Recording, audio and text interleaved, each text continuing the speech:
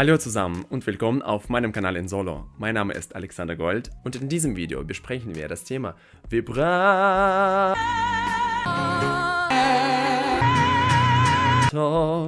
Das ist eine ziemlich häufige Frage, die mir gestellt wird. Wie singt man mit Vibrato? Ist es möglich, es zu entwickeln? Und ich sage euch, ja, es ist möglich. Dieses Video habe ich speziell für diejenigen gemacht, die das Vibrato erlernen wollen. Wir werden uns ansehen, was Vibrato ist, wie man es erzeugt und was dabei in unserem Körper passiert. Außerdem verrate ich euch einige interessante Lifehacks, wie ihr ein großartiges Vibrato erreichen und es für den Einsatz in den Liedern trainieren könnt. Seid ihr bereit? Wir beginnen. Wie Wikipedia sagt, ist das Vibrato in der Musik die periodisch wiederkehrende, geringfügige Veränderung der Frequenz eines gehaltenen Tons. Wenn ich einfach erkläre, was Vibrato im Gesang ist, handelt es sich um eine Art Muskelstimulation unserer Stimme. Es wäre natürlich einfacher, es euch zu zeigen, als es lange zu erklären. Also, das ist eine klare Note. Und das ist eine Note mit Vibrato. Jetzt verlangsame ich den Moment noch einmal mit Vibrato für euch und hört bitte genau hin, was da wirklich passiert. Wie ihr hören könnt, hat sich die Tonhöhe verändert. Durch das Vibrato wird der Ton von seinem Zentrum leicht weg und wieder hinbewegt. Dabei verliert er aber nicht sein Klangzentrum. Also wenn ich zum Beispiel eine Note C singe mit Vibrato, ist es immer noch als C erkennbar. Man soll auch erwähnen, dass dies bei einigen Sängern spontan geschieht. Ich persönlich kann mich nicht daran erinnern, den Umgang mit Vibrato gelernt zu haben. Bei mir hat es immer von alleine geklappt. Und tatsächlich gibt es viele Sänger, deren Vibrato seit ihrer Kindheit einfach so funktioniert. Das heißt, Kinder wiederholen alles, was sie hören und sehen. Offenbar funktioniert dieser Mechanismus bei vielen genauso von alleine, wenn sie Musik hören und auch versuchen, die Stimme sozusagen zu schütteln. Bei anderen muss sich das Vibrato lockern und in die Stimme eingebaut werden. Und das ist völlig normal. Wenn ihr auf diesem Kanal seid und euch dieses Video ansieht, könnt ihr wahrscheinlich kein Vibrato produzieren. Deswegen werde ich einige Lifehacks mit euch teilen, wie man Vibrato bekommt und wie man es zur Schwingung bringt. Manchmal erscheint Vibrato von alleine. Das sagt uns, dass unsere Stimme frei ist und stört uns nichts und die Muskelarbeit ist gut koordiniert. Unser Kehlkopf ist für ein qualitatives Vibrato verantwortlich. Wenn wir angespannt sind, wird es sehr schwierig sein, unseren Kehlkopf zu bewegen. Man hat einfach eine sehr starke Muskelaktivität. Und wie wir im Zeitlupenvideo gesehen haben, ist Vibrato eine Tonhöheveränderung, was bedeutet, dass unser Kehlkopf sehr schnelle und kleine Bewegungen ausführt.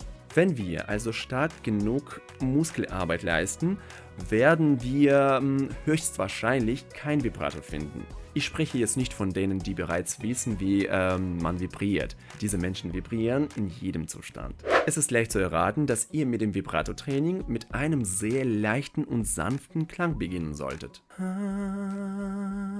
Das Vibrato verleiht einer richtig platzierten Singstimme Wärme, einen fließenden Klang und erzeugt eine individuelle Klangfarbe. Eine Stimme ohne Vibrato wird einfach mehr so flach und ausdruckslos klingen. Wie ihr vielleicht bemerkt habt, haben viele Sänger unterschiedliche Vibratos. Einige vibrieren sehr stark, andere leicht. Das heißt, die Amplitude ist sehr unterschiedlich. Daher unterscheidet Vibrato zwischen Geschwindigkeit, man nennt es auch Frequenz, und Schwingungsweite, das heißt Amplitude. Es gibt drei Hauptarten von Vibrato. Amplitudenvibrato klingt mehr so groß und bisschen künstlich.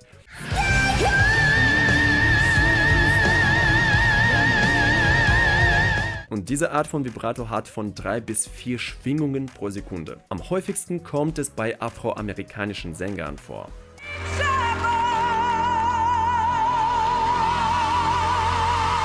Frequenzvibrato. Man sagt auch natürliches Vibrato. Diese Art von Vibrato hat 5 bis 7 Schwingungen pro Sekunde.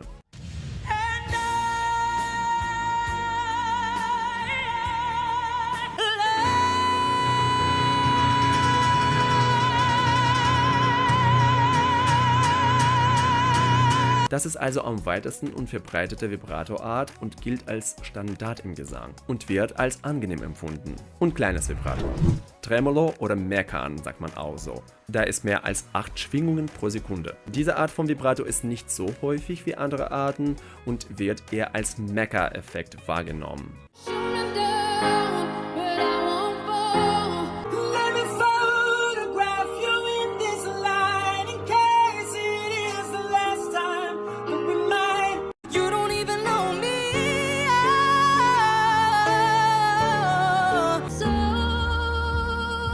In der modernen Musik nimmt dieses Vibrato an Popularität zu und gilt nicht als etwas Ungewöhnliches. Im Gegenteil, es ist für Sänger von zunehmendem Interesse. Aber im klassischen Gesang ist das absolut tabu. Man nennt es Ziegenstimme. Aber in der Popmusik ist dieses Vibrato meiner Meinung nach sehr passend und klingt ab und zu sogar großartig. Dieses Vibrato ist nicht jedermanns Sache. Aber viele Sänger haben eine gewisse Veranlagung für ein solches Vibrato. Apropos, solchen Leuten fällt es leicht, Reefs and Trance zu singen, weil der Kehlkopf bereits weiß, wie er solche schnelle Mikrobewegungen macht. Yay. Über Reefs and Trance haben wir auch schon gesprochen. Bitteschön, hier. Nun kommen wir zur Technik. Viele Menschen suchen nach Vibrato, indem sie auf das Zwerchfell drücken.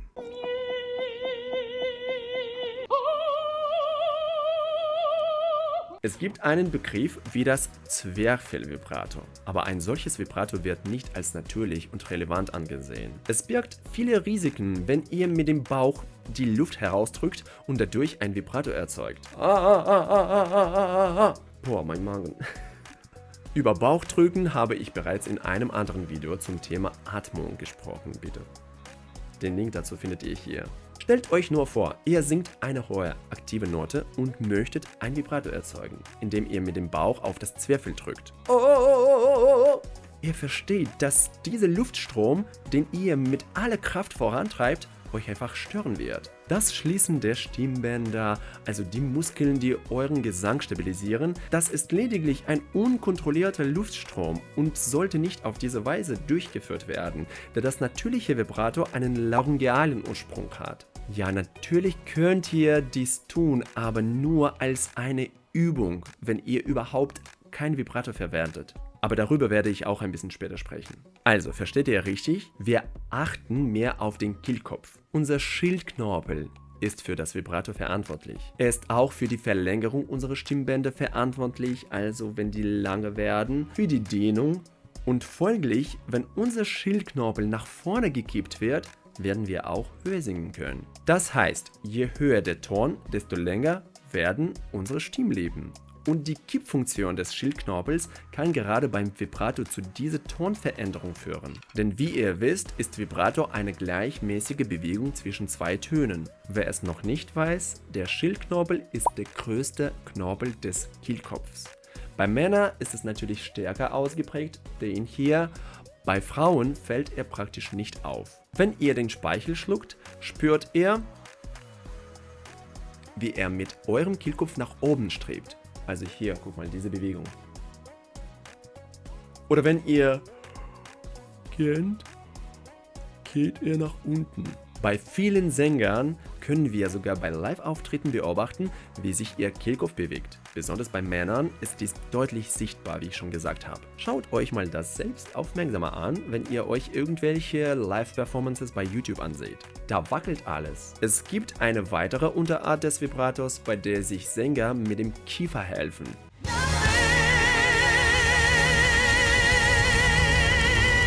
Auch das ist möglich, passt aber nicht jedem. Ihr müsst einen gut entspannten Kiefer haben. Aber wenn ihr in dieser Methode einen Hinweis findet, warum nicht? Lasst uns alles nochmal zusammenfassen, bevor wir zu den Übungen und Lifehacks übergehen. Beim klassischen Gesang gilt die Anwesenheit von Vibrato als Pflicht.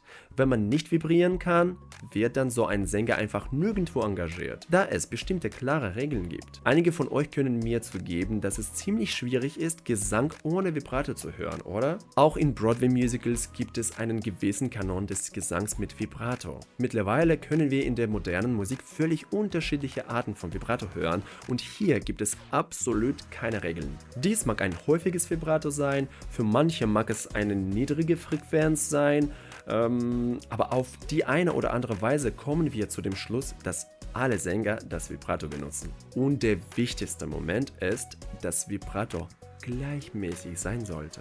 Das heißt, wenn ihr vibriert, sollte es nicht hin und her springen.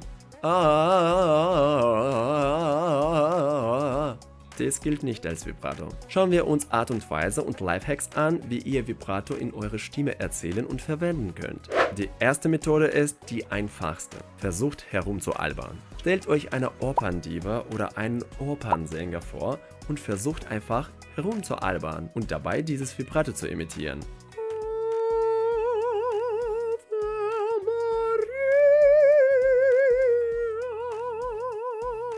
Seid bitte nicht so schüchtern. Mach mich nach. Peinlichkeit, Schüchternheit und Angst sind die Hauptfeinde eines Sängers. Die folgende Methode funktioniert für einige, für andere jedoch nicht. Mir persönlich hat es nicht gepasst. Aber du kannst es ausprobieren. Alle Mittel sind gut. Dies ist das Singen zwischen zwei Tönen, wie ihr zuvor gesehen habt. Ihr nehmt zwei Noten und singt einfach, als ob ihr schwanken würdet.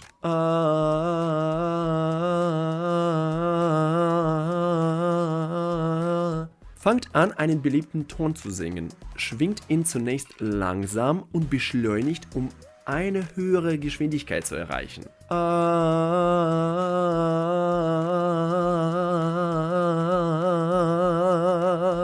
Tun dies mit verschiedenen Vokalen, zum Beispiel mit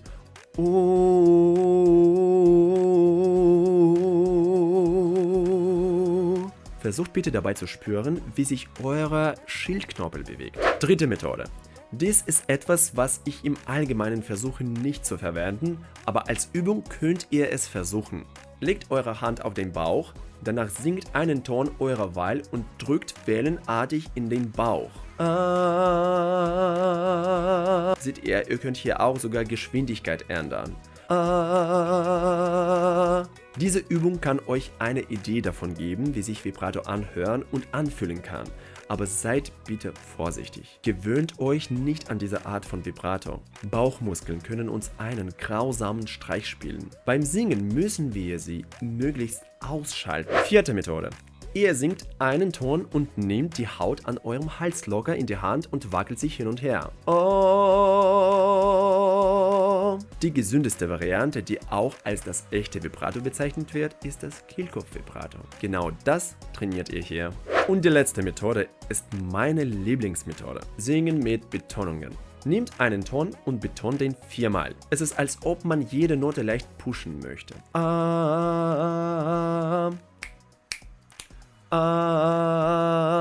Ihr könnt euch auch mit der Hand helfen. Ich empfehle euch dabei, gleichzeitig auch ein wenig traurig zu sein, damit eure Schildknorpel nach vorne kippt. Dadurch wird eure Kehlkopf noch beweglicher. Versucht Schritt für Schritt schneller zu werden.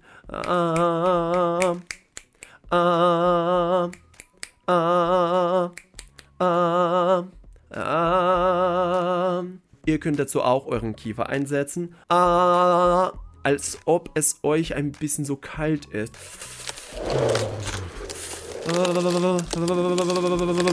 Dann bekommt ihr ein schnelles Vibrato. Mega-Effekt. Ich garantiere euch, wenn ihr dieses Vibrato-Übung eine Zeit lang ständig macht, den Schildknorpel schwingt, die Muskeln bewegt, dann garantiere ich euch zu 100%, dass sich eure Stimme direkt ändern. Sie wird frei und locker mit Vibrato klingen. Hauptsache, trainieren. Das Vibrato kommt nicht einfach von selbst, wenn man es nicht hat. Ihr müsst euren Muskel trainieren. Verlasst euch also nicht auf ein sehr schnelles Ergebnis. Auf jeden Fall ist es Muskelarbeit. Ihr müsst eine richtige Koordination finden und dann wird alles klappen. So, liebe Freunde, ich hoffe, dass euch dieses Video gefallen hat und dass es nützlich für euch war. Vergesst nicht, den Kanal zu abonnieren und das Video zu liken. Wenn ihr weitere interessante Tipps habt, wie man Vibrato findet oder trainieren kann, zögert nicht, schreibt es in den Kommentaren. Vielleicht könnt ihr jemandem mit Ratschlägen helfen. Wir sind alle unterschiedlich. Etwas, das anderen nicht hilft, kann jemandem helfen und genauso umgekehrt. Teilt daher eure Meinung und Erfahrung in den Kommentaren mit und wir sehen uns bald wieder.